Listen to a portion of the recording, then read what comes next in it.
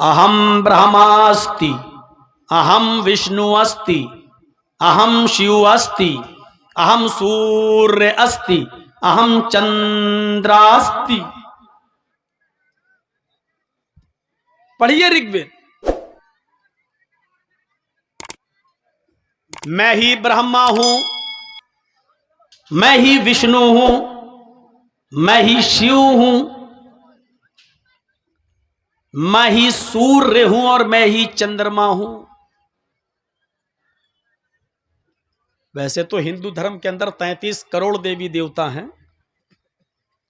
आजकल एक आदमी अपने 4-5 बच्चों को तो संभाल नहीं पा रहा है। 33 करोड़ जिसको कह दिया जाए देवी देवता, और सब पर आस्था रखना है, सब पर विश्वास रखना है, उनको कैसे संभालेगा।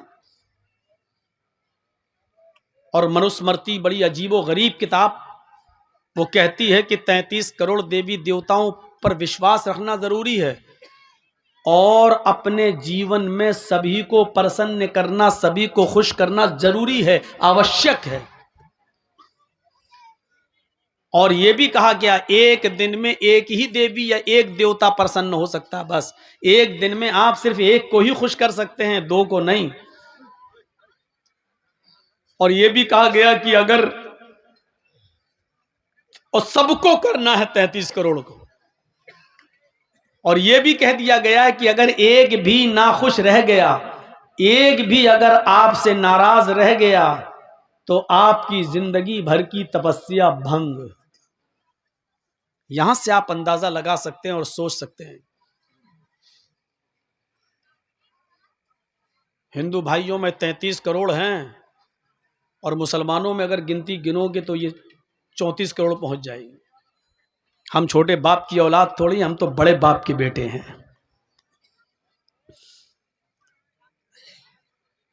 33 करोड़ देवी देवता, और हर एक को खुश करना है, और एक को एक दिन में एक ही को खुश करना है, और 33 करोड़ को खुश करना जरूरी है। तो जो थोड़ा सा भी मैथमेटिक्स जानता होगा उसको मालूम हो, समझ गया होगा कि 33 करोड़ देवी देवताओं को खुश करने के लिए कितने दिन चाहिए। सिंपल 33 करोड़, क्योंकि एक दिन में एक ही देवी या एक देवता खुश होगा, बस दो नहीं हो सकते। और हर एक दिन में एक को खुश करना है, तो 33 करोड़ को खुश करना जरूरी है। तो कितने चाहिए दिन? 33 करोड़। सिंपल जवाब है ना। अगर मैं आपसे पूछूं कि मेरे दामन में कितने अंडे हैं, अगर आप बता दो तो पांचों तुम्हारे, तो कितने हुए? इतना सा सवाल नहीं मालूम है। जब आप ये नहीं समझ पा रहे हैं तो फिर क्या समझेंगे मेरी पूरी तकरीर। अगर मैं आपसे ये कहूं कि मेरे दामन में कितने अंडे हैं, अगर आप बता दो तो पांचों तुम्हारे, तो कितने अंडे हुए मेरे? 5 हुए ना। ये भी अगर कोई ना समझ पाए तो वो कुरान हदीस क्या समझेगा? फिर जाओ अपने घर में सोए, अपनी बीवी के पास क्यों बच्चों को छोड़ के आया यहां। अब आपसे कहा जाए कि एक देवी या एक देवता एक दिन में खुश होगा, दो नहीं हो सकते एक दिन में, और 33 करोड़ देवी देवताओं को खुश करना जरूरी है। तो आप ही बताइए कि 33 करोड़ देवी देवताओं को खुश करने के लिए कितना दिन चाहिए? सीधा सा हिसाब है 33 करोड़। अब 33 करोड़ दिन तक जिंदा कौन रहता है? कोई रहता है? चाहे कितना बड़ा कोई चौकीदार बन जाए और समाज का सेवक बन जाए, लेकिन 33 करोड़ दिन तक तो वो भी जिंदा नहीं रह पाएगा। 33 करोड़। हजरत नूह अलैहिस्सलातु वस्सलाम की उम्र 950 साल थी। अगर 950 साल को भी अगर आप गुणा करें उसको, तो आप जोड़ेंगे तो 33 करोड़ तो वो भी नहीं पहुंच पाएंगे। यानी 950 साल की जिंदगी भी अगर किसी की कर दी जाए 1000 साल की, तो वो भी 33 करोड़ दिन नहीं बनेंगे। और फिर यह भी लिखा है एक भी अगर नाखुश रह गया, एक भी नाराज रह गया तो जिंदगी भर की तपस्या भंग। मतलब क्या हुआ, मैं कहूंगा तो बुरा लगेगा। और जो चीज आप सुनना चाहते हैं, सॉरी, आज से मैं उसको छोड़ रहा हूं। अब खुल के नहीं बोलना है। मुझे इन यूट्यूबर्स ने मजबूर कर दिया है। जिन चीजों से मना किया वही चीजें डाली गई हैं। और 6 महीने के लिए चुनाव तक यूपी के अंदर मेरे ऊपर बैंड लग गया है कि मैं कोई तकरीर नहीं कर सकता। ये इन यूट्यूबर्स का हरामीपना है, मैं इसको हरामीपना कह रहा हूं। ये इनकी नालायकी है, ये इनकी। और जब तक जलसे वाले इनको आने से रोकेंगे नहीं, तब तक ये काम चलेगा नहीं। और आज से मैंने शुरू कर दिया, अब जो प्रोग्राम दिया है मैंने, आज जिन लोगों को फरवरी में, मार्च में मैंने कहना शुरू कर दिया है कि अगर आपके जलसे में चैनल वाले आएंगे तो कोई प्रोग्राम मैं नहीं दूंगा, मैं नहीं आऊंगा। आज से मैंने शुरू कर दिया है और 2 प्रोग्राम मैंने आज दिए भी हैं, इस शर्त के साथ दिए हैं। अब मुझे क्या करना है, मैं अपने हिसाब से अब चलूंगा। तो मेरे भाइयों, 33 करोड़ दिन तक जिंदा रहना है, 33 करोड़ तक, तब आपकी 33 करोड़ देवी देवता खुश होंगे। कुरान क्या कह रहा है? एक ही है। वेद भी यही कह रहा है, एक ही है। एकम ब्रह्मा द्वितीय नास्ते, एक ही ब्रह्मा है, दूसरा नहीं है ही नहीं। और ब्रह्मा का माना होता ब्रह्मांड का रचयिता और रचनाकार। विष्णु का माना होता है पालने वाला, परवरिश करने वाला। और शिव का माना होता है मारने वाला, मारने वाला। विष्णु परवरिश करने वाला, शिव मारने वाला। तो ऋग्वेद क्या कह रही है?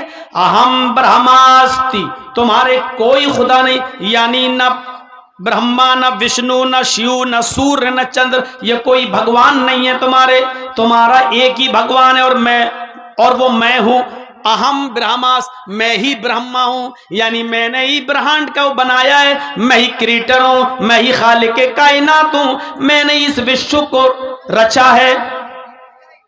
अहम विष्णु अस्ति, मैं ही पालता हूं, मैं ही सबकी परवरिश करता हूं, यानी मैं ही अल्लाह हूं, मैं ही रब्बुल आलमीन हूं, मैं ही रब्बुल आलमीन हूं। मैं ही लोगों को पालता और पोसता हूं, खाना खिलाता हूं, पिलाता हूं, दोनों जहान का रब मैं ही हूं। अहम शिव अस्ति, मैं ही मारता हूं, युही व युमीत, वही जिंदा करता है और वही मौत देता है। मौत और जिंदगी का मालिक वही है। मौत जिसको चाहे मौत दे, जिसको चाहे जिंदगी दे। मौत और जिंदगी का मालिक वही है। अहम सूर्य अस्ति, मैं ही दिन निकालता हूं। अहम चंद्र अस्ति, और मैं ही रात निकालता हूं, यानी रात को दिन में और दिन को रात से बदलने वाला भी मैं हूं। मैं ही सूरज को निकालता हूं और मैं ही चांद को निकालता हूं। ऋग्वेद के इस मंत्र ने क्लियर कर दिया कि कोई 33 करोड़ भगवान नहीं है, एक ही है। वही ब्रह्मा है, वही विष्णु है, वही शिव है, वही सूर्य है और वही चंद्रमा है। वही है अकेला। हुवल्लाहुल खालिकुल बारिउल मुसव्विरु लहुल अस्माउल हुस्ना, वो एक ही है, वही अल्लाह है, वही खालिक है। मेरे भाइयों, वही हमें और आपको माँ बाप, माँ के पेट में हमारी शक्लें बनाता है, वही मारता है और वही जिलाता है, वही रिस्क देता है, वही रिस्क छीनता है, वही इज्जत देता है, वही जिल्लत देता है।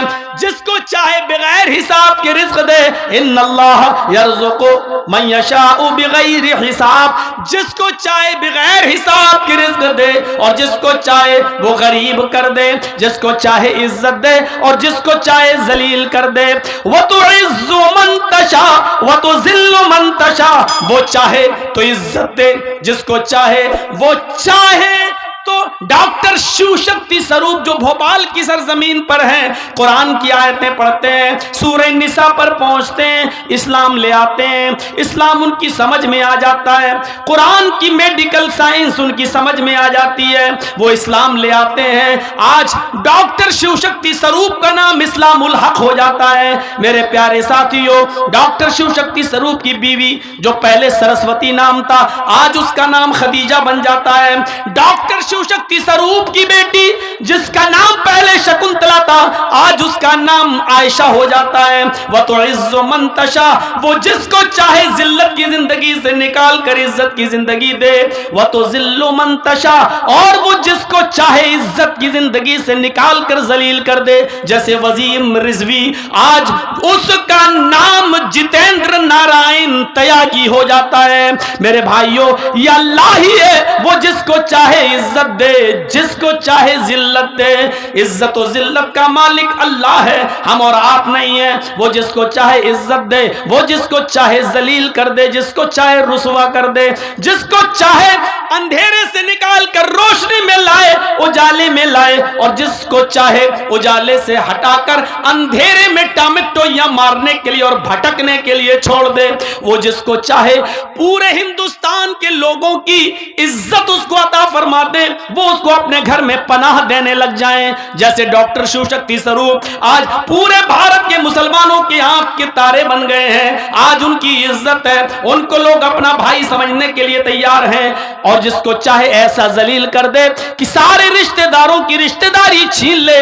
जैसे कि जितेंद्र नारायण त्यागी, उसकी बीवी ने छोड़ा, उसके भाइयों ने छोड़ा, उसके माँ बाप ने छोड़ा, उसको अपने घर से बेदखल किया गया, बच्चों ने भी उसको बाप मानने से इनकार कर दिया, बीवी ने भी उसको छोड़ दिया, और मुसलमानों ने भी उसके लिए कब्रिस्तान की जगह छीन ली। मेरे प्यारे साथियों, गौर कीजिए, वो जिसको चाहे इज्जत दे और जिसको चाहे जलील कर दे, वो एक ही है, वो एक ही है, वो एक ही है। इसलिए उस पर अटूट विश्वास जरूरी है। और कुरान कह रहा है कि वो तुम्हारा भी मंत्र है और हमारा भी मंत्र है।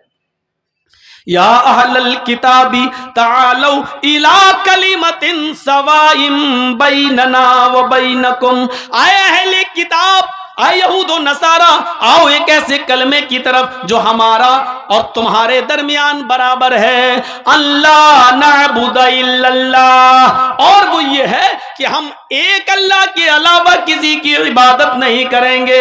हम जब भी इबादत करेंगे सिर्फ एक अल्लाह की इबादत करेंगे। आज देख लीजिए, इबादत सिर्फ अल्लाह ही की करते हैं लोग। रास्ते अलग हो सकते हैं, तरीके अलग हो सकते हैं, लेकिन इबादत अल्लाह ही की करते हैं। एक आदमी मूर्ति के सामने खड़ा है और ऐसे ओम जो भी पढ़ रहा हो, लेकिन वो उसकी पूजा नहीं कर रहा। उससे पूछो कि आप पत्थर की मूर्ति की पूजा कर रहे हो, कहेगा नहीं साहब, ये तो रूपक है, ये तो मुजस्समा है, हम इनकी नहीं कर रहे हैं, बल्कि हम इनको देख लेते हैं तो एक तसव्वुर आ जाता है कि भगवान ऐसा ही होगा। वरना एक बात बताइए कि जिनकी वो पूजा कर रहा है, क्या वो शक्तिशाली है? उसको बनाया किसने?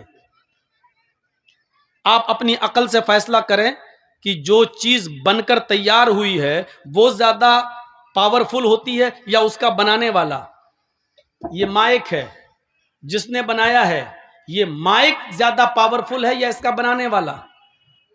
मैं ये घड़ी पहने हुए हूं, ये वक्त बतला रही है, कितना बड़ा अच्छा काम हो रहा है। ये घड़ी ज्यादा पावरफुल है जो वक्त बता रही है, या इस घड़ी का बनाने वाला? क्यों? उसने बनाया है, वो चाहे तो इसको बिगाड़ भी सकता है, तो बनाने वाला ज्यादा पावरफुल हुआ। तो पत्थर की जिन मूर्तियों की हम लोग पूजा करते हैं, तो इनको किसी ने तो बनाया ही है ना।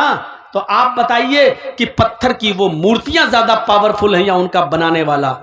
मान लीजिए गणेश जी की मूर्ति बना रहा था, आज हम उसके सामने हाथ जोड़ें, वो चाहता तो गणेश जी को लंगड़ा भी बना सकता था, लूला भी बना सकता था, अंधा भी बना सकता था, उनकी शक्ल बिगाड़ भी सकता था। गणेश जी की मूर्ति को, शंकर जी की मूर्ति को वो चाहता तो चेंज कर सकता था, बदल सकता था, उसके हाथ में था, लेकिन ऐसा नहीं किया। लेकिन ताज्जुब यहां है, बनाने के बाद वो खुद अपने घर में लगाता। बनाया भी उसने, रंगा भी उसने, क्लीन भी उसने किया, सफाई भी उसने की, और अपनी जगह से हटाकर जिस जगह रखना चाहिए उस जगह भी वो उठकर खुद नहीं गई मूर्ति, बल्कि इसने अपने हाथ से वहां स्थापित की है। और लगाने के बाद अगरबत्ती भी वहीं जला रहा है, और उसके बाद श्री गणेशाय नमः उसी के सामने अपना सर भी झुका रहा है। ये हमारी जो है सोच, ये चीज चेंज होनी चाहिए। बनाया भी हमने, कलर भी हमने किया। मैं मानता हूं ऋग्वेद में है, मिट्टी की बनी हुई मूर्ति की पूजा करो, और जहां जहां लफ्ज पूजा ईश्वर के साथ आया है वहां इबादत है, और जहां ईश्वर के अलावा किसी और के साथ आया है, एक उसूल याद रखना, वेदों में, पुराणों में, उपनिषदों में जहां जहां ईश्वर के साथ पूजा आया वहां उससे मतलब मुराद क्या है? इबादत। और ईश्वर के अलावा, अल्लाह के अलावा किसी इंसान के साथ पूजा का लफ्ज आया तो वहां उसका मतलब क्या होगा? सेवा, खिदमत। जैसे ईश्वर की पूजा करो तो इसका मतलब होगा अल्लाह की इबादत करो। और फिर उसी वेद में आया है, अपने बाप की, मात्र पिता की पूजा करो, अपने माँ बाप की पूजा करो, तो इसका मतलब क्या होगा? अपने माँ बाप की खिदमत करो, सेवा करो। यहां पूजा का मतलब इबादत नहीं होगा, क्योंकि हिंदू धर्म भी इबादत डबल डबल नहीं मानता, एक ही की इबादत मानता है। तो ईश्वर के साथ जब पूजा का लफ्ज बोला जाएगा तो इबादत, और ईश्वर के अलावा किसी और के साथ बोला जाएगा तो उसका मतलब क्या होगा? सेवा, खिदमत। इस चीज को, इस उसूल को आप याद रखिएगा। अब चलिए और देखिए क्या लिखा है, मिट्टी की बनी हुई मूर्ति की पूजा करो। इसका मतलब क्या हुआ? अब मिट्टी की बनी हुई मूर्ति से मुराद हमारे हिंदू भाइयों ने क्या समझा? जो हम लोग बनाते हैं वो मूर्ति है। नहीं, मिट्टी की बनी हुई मूर्ति जिसको हमने बनाया, हाय हाय हाय, ये भी वेद में लिखा है, मिट्टी की उस मूर्ति की पूजा करो जिसको हमने बनाया। ईश्वर कह रहा है, अल्लाह कह रहा है ऋग्वेद में, हिंदू के धर्म के मुताबिक क्या कह रहा है? उस मिट्टी की मूर्ति की पूजा करो जिसको हमने बनाया है। तो ईश्वर ने मिट्टी की कौन सी मूर्ति बनाई है? हाँ, हजरत आदम अलैहिस्सलातु वस्सलाम को उसने किससे बनाया? मिट्टी से। और फिर उसके अंदर क्या डाली? रूह डाली। हम और आप किससे बने हैं? मिट्टी से। ईश्वर ने, अल्लाह ने मुख्तलिफ जगहों की मिट्टी लेकर उससे आदम अलैहिस्सलातु वस्सलाम का पुतला बनाया, फिर उनके अंदर रूह डाली, फिर उनको जन्नत के अंदर भेज दिया। तकलीफ हुई, अकेले नहीं रह पाए, तो उनकी बाएं पिछली से हव्वा को पैदा किया। तो अल्लाह ने भी एक मूर्ति बनाई है मिट्टी की। वो कौन सी है? आदम। और आदम से कौन बना है? आदमी, इंसान। तो अब इस मंत्र का तर्जुमा क्या होगा? उस मिट्टी की मूर्ति की पूजा करो जिसको हमने बनाया है, यानी हमने आदम से आदमियत को, नस्ल इंसानियत को निकाला है, लिहाजा तुम इंसानियत की पूजा करो, यानी इंसानियत की खिदमत करो, उसकी सेवा करो। मतलब ये हुआ कि खिदमत खल्क।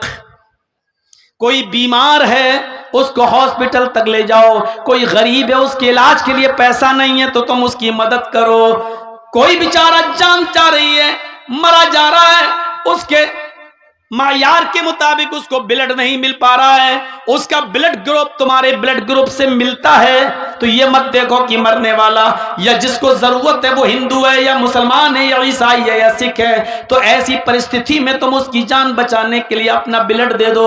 अगर उसका ग्रुप और आपका ब्लड ग्रुप एक है तो अपना ब्लड निकलवा कर उसको देकर उसकी जान बचाओ।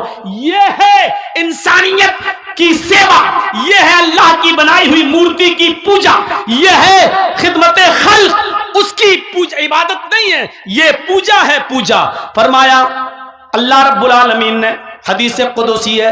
अल्लाह के नबी फरमाते हैं कि अल्लाह ने फरमाया। जिस हदीस में अल्लाह के नबी ये कहें कि अल्लाह ने फरमाया तो वो हदीस कुदसी कहलाती है। अल्लाह के नबी फरमाते हैं कि क़यामत के दिन अल्लाह कहेगा, आए मेरे बंदे, मैं दुनिया में भूखा था, तूने मुझे खाना क्यों नहीं खिलाया। आए मेरे बंदे, दुनिया में मैं भूखा था, तूने मुझे खाना क्यों नहीं खिलाया। बंदा कहेगा, आए अल्लाह तू कैसे भूखा रह सकता है, आए अल्लाह तू तो खाता ही नहीं है, फिर तुझे कौन खिलाए, तू तो खाता नहीं है। तो अल्लाह कहेगा, मेरे बंदे, दुनिया में मेरा फला बंदा भूखा था, अगर तूने उसको खिलाया होता तो तू मुझे उसके पास पाता, यानी मैं तेरी मदद करता। अगर तूने किसी भूखे को खिलाया होता तो मैं भी तेरी मदद करता। हाय मेरे बंदे, दुनिया में मैं नंगा था, तूने मुझे कपड़ा क्यों नहीं पहनाया। बंदा कहेगा, अल्लाह तू तो सबको कपड़े पहनाता, तू कैसे नंगा हो सकता है। हाय अल्लाह तुझे कौन कपड़ा पहना सकता है। तो अल्लाह कहेगा, दुनिया में मेरा फला बंदा नंगा था, उसके पास पहनने को कपड़े नहीं थे, अगर तूने उसकी मदद की होती, उसको कपड़ा पहनाया होता तो तू मुझे उसके पास पाता, यानी मैं तेरी मदद करता। तूने दुनिया में उसकी मदद नहीं की, इसलिए हमने भी तेरी मदद नहीं की। आए मेरे बंदे, दुनिया में मेरा फला बंदा परेशान हाल था। अल्लाह कहेगा, मैं दुनिया में परेशान था, गुमराही के रास्ते पे चल रहा था, मैं भटक रहा था, मैं गुमराह था, तूने मुझे रास्ता क्यों नहीं दिखाया। बंदा कहेगा, अल्लाह तू तो सबको हिदायत देता है, फिर तू गुमराह कैसे हो सकता है। अल्लाह कहेगा, दुनिया में मेरा फला बंदा गलत रास्ते पे चल रहा था, अगर तूने उसको सही रास्ता बताया होता, कुरान और हदीस का रास्ता, नबी का रास्ता, रसूल का रास्ता बताया होता तो तू मुझे उसके पास